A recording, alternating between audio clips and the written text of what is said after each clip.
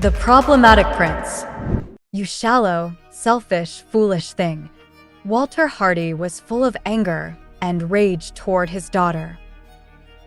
He threw a paper onto the table, with the utmost face being a comparison article between Princess Gladys and Erna Hardy.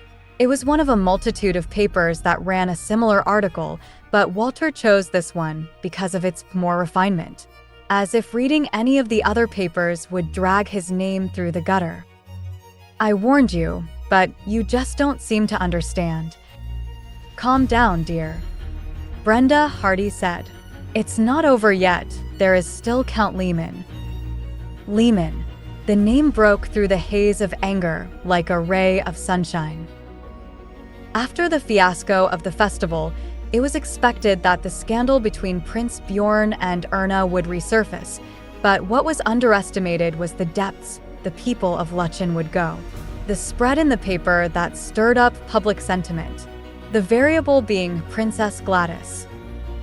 The criticism against the prince for playing with another woman in front of Gladys intensified.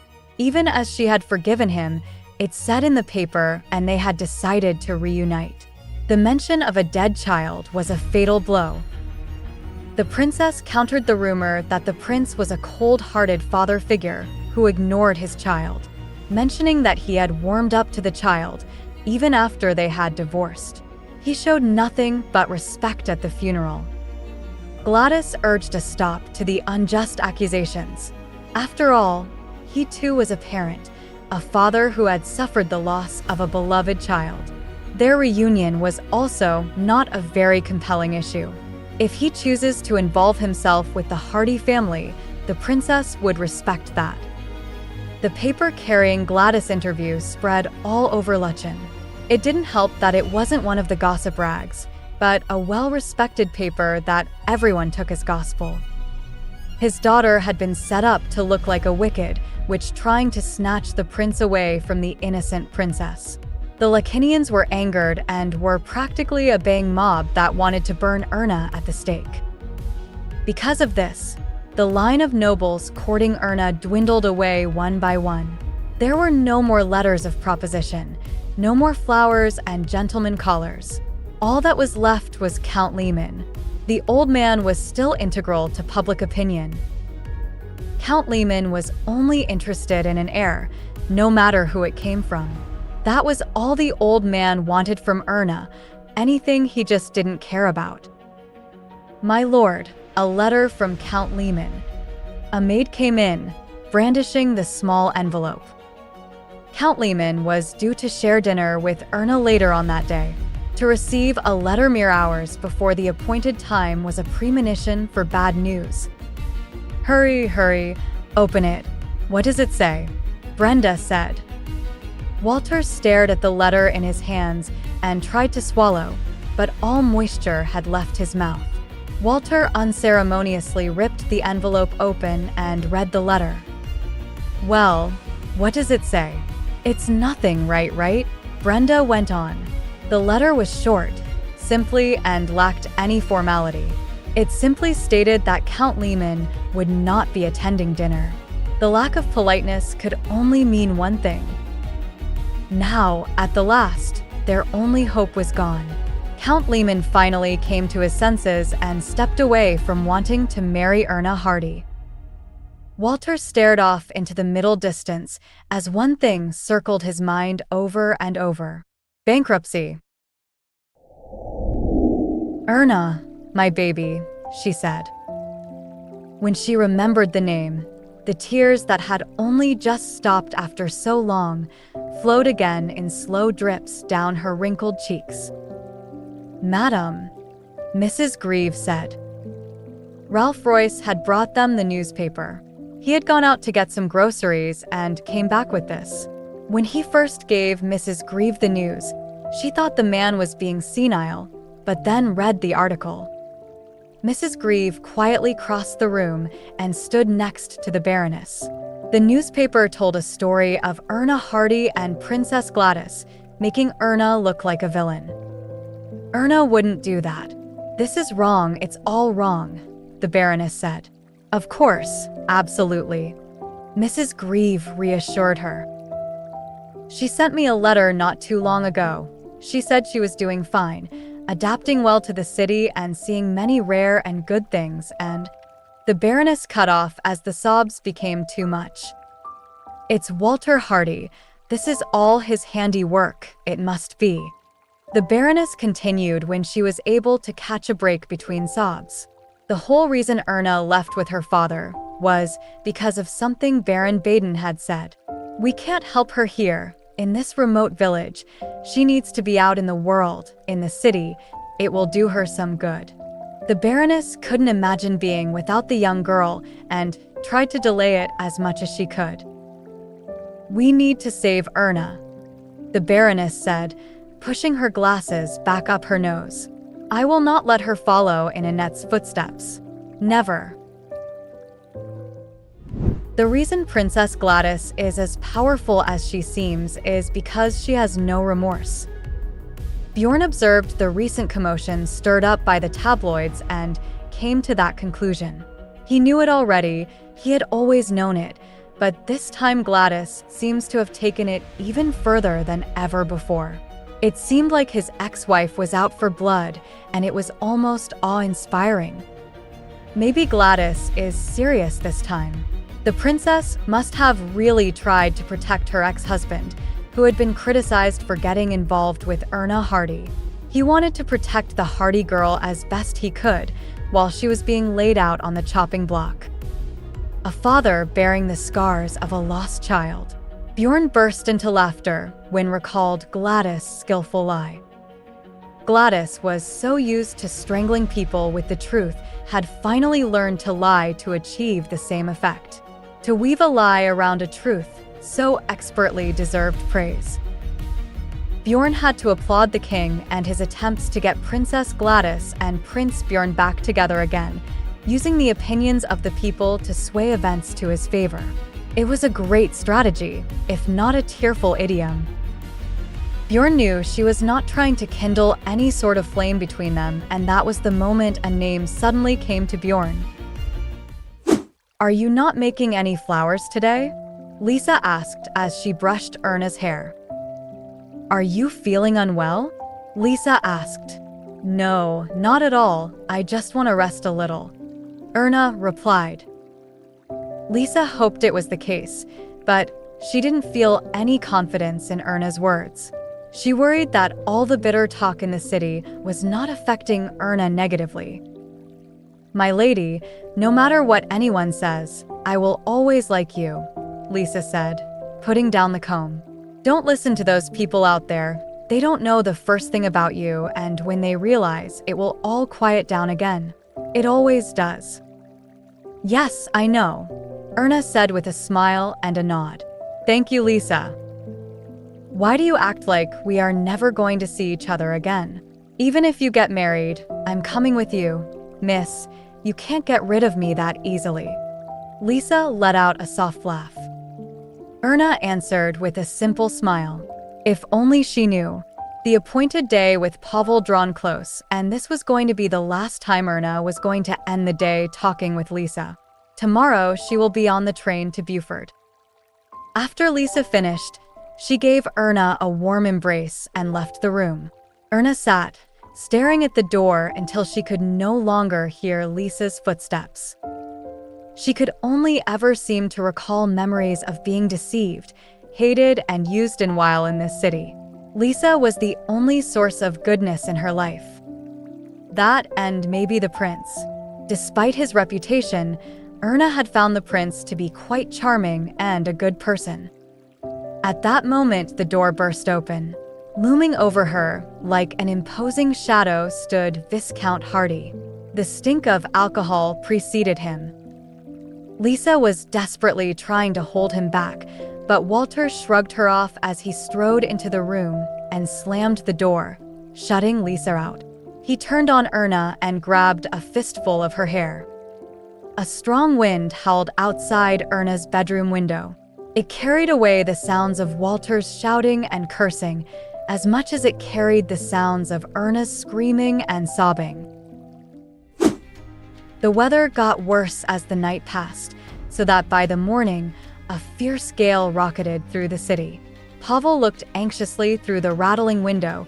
He felt it an ill omen that they should have such bad weather on the day he was set to return to Buford with Erna Hardy. He thought about sending Erna a telegram to delay until tomorrow, but if he sent a telegram, it could fall into the hands of the Viscount, and that would be very bad news for Erna. The risk was too great. Pavel let out an anxious sigh and drew the curtains, as if denying the storm would make it go away. The room he had rented in the old stone house was damp and dusty. He was only here because of a portrait commission, and being only half a day's train journey from Buford, Pavel jumped at the chance.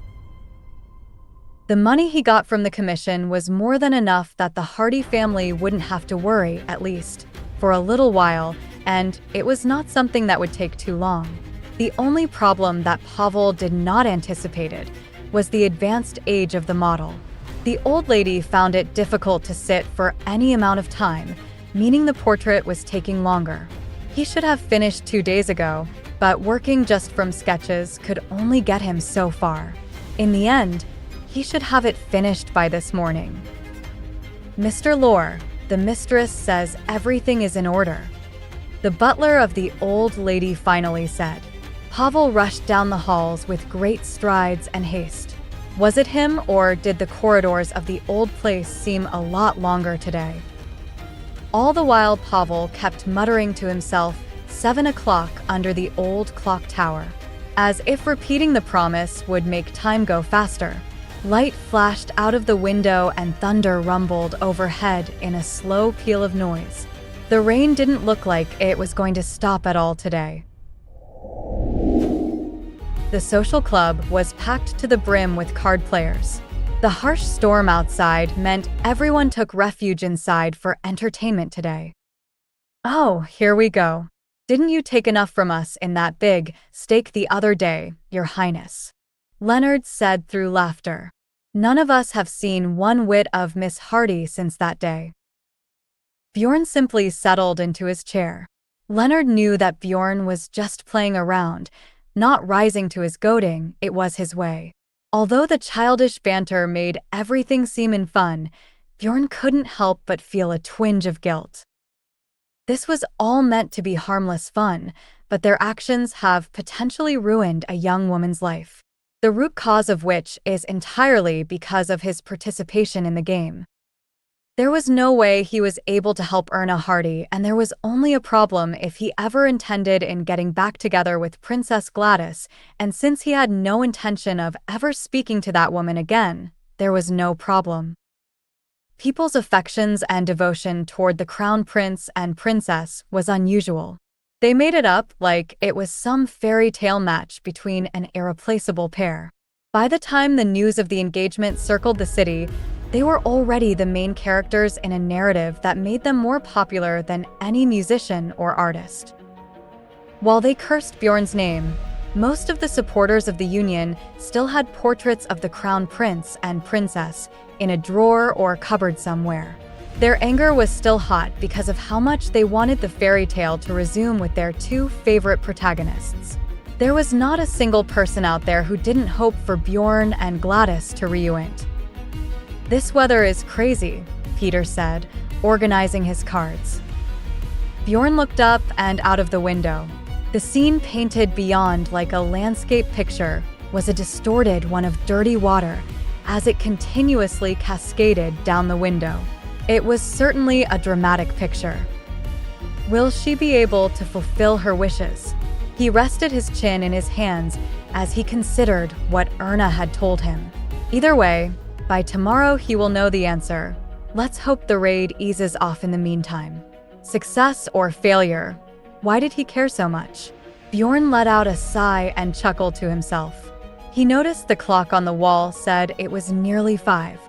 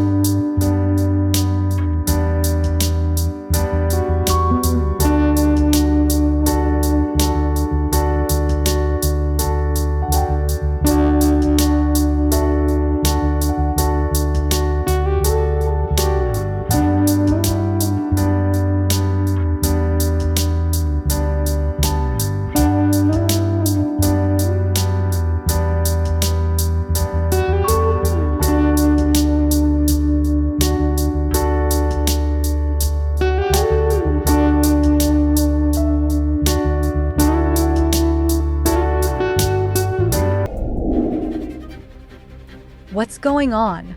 The panic in Pavel's voice made the words seem more forceful than he intended. "Sorry, sir. A rock slide is blocking the tracks. We are going to be stuck here for a while," the conductor replied, seemingly ignoring Pavel's harsh tone. "How long, do you think?" Pavel said. Worry lines wrinkled his forehead as he heard the news. "It's hard to tell at this point. We will get moving as soon as we can. Don't worry, sir," the conductor said, pressing past Pavel to inform the rest of the train's passengers. He looked at his watch. It was fast approaching the appointed time. "Do you know if there is a village nearby?" Pavel looked out of the window with desperate eyes. He had never broken a promise before, and Erna will be arriving at the meeting spot right now. "I need somewhere that might have a station wagon that can get me to Schuber. Or maybe I can rent a horse."